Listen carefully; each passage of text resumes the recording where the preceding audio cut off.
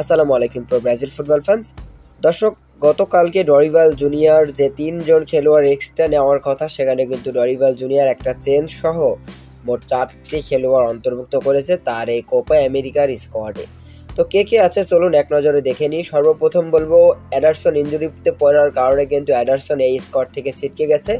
পরবর্তীতে এডারসনের পরিবর্তে কিন্তু ব্রাজিলিয়ান লিগের গোলকিপার রাফায়েল, যিনি কিনা ইংল্যান্ড এবং স্পেনের বিপক্ষে দলে ডাক পেয়েছিল, তিনি কিন্তু আবারও ব্রাজিল জাতীয় দলে ডাক পেয়েছেন। এরপরে যে 3জন খেলোয়াড়কে নতুন করে দলে ডাকা হয়েছে, সেখানে কিন্তু জায়গা হয়নি নেইমার, কাসেমিরো, অ্যান্টনি জেসুসদের। মূলত সেই দলে জায়গা পেয়েছে 2জন মিডফিল্ডার এবং একজন কিন্তু সেন্টার ব্যাক। এবং এই 3জনের মধ্যে কিন্তু আমি মনে করি পার্সোনালি আপনার একজনকেও পছন্দ হবে না। তো চলুন আগে দেখি কে কে আছে। সেন্টার মিডফিল্ডে আছে এডারসন, অ্যাটালান্টা ক্লাব, ইটালিয়ান ক্লাবে খেলেন এই ফুটবলার এডারসন। তিনি কিন্তু একজন সেন্টার মিডফিল্ডার, একজন ডিফেন্সিভ মিডফিল্ডার, দুই পজিশনে খুব ভালো ফুটবল খেলতে পারে। তবে এতটাও ভালো না যতটা আমাদের কার্লোস কাসেমিরো খেলে। তবে তাকে ডাকা হয়েছে। তারপর পর্তুগিজ ক্লাব পোর্তোর পেপেকে আবারও দলে ডাকা হয়েছে। পেপেকে তো আপনারা সকলেই চিনেন, তাকে নিয়ে নতুন করে বলার আর কিছু নেই। এরপরে কিন্তু আবারও ডাক পেয়েছেন জুভেন্টাসের ব্রেমার।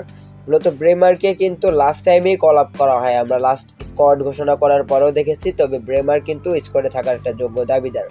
তবে ব্রেমারকে কিন্তু আবারও দলে ডাকা হয়েছে। তো এই মোট 4টি চেঞ্জ করা হয়েছে ডরিভাল জুনিয়রের কোপা আমেরিকা স্কোয়াডে, যেখানে ইনজুরির কারণে ছিটকে গেছে এডারসন এবং 3জন খেলোয়াড় দলে ডাক পেয়েছে, 2জন মিডফিল্ডার এবং একজন ডিফেন্ডার, তার মধ্যে ব্রেমার, এডারসন এবং পেপে। তো দর্শক, এই 3জন খেলোয়াড়কে নতুন করে ডরিভাল জুনিয়র তার কোপা আমেরিকার স্কোয়াডে অন্তর্ভুক্ত করেছে। এই 4টা চেঞ্জ আপনার কাছে কেমন লেগেছে অবশ্যই জানিয়ে দিতে পারেন আমাদের ভিডিওর কমেন্ট বক্সে।